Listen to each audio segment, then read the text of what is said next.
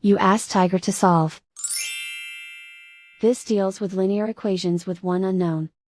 The final result is x equals -9. Let's solve it step by step. Group all x terms on the left side of the equation. Subtract x from both sides. Group like terms.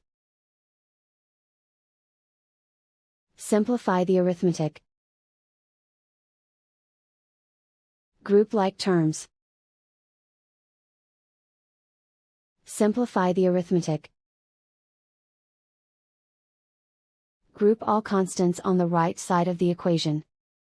Subtract 1 from both sides. Simplify the arithmetic.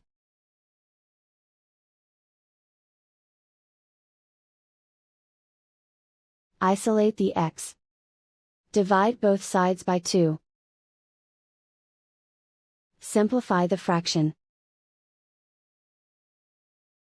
Find the greatest common factor of the numerator and denominator. Factor out and cancel the greatest common factor. And so the final result is x equals -9.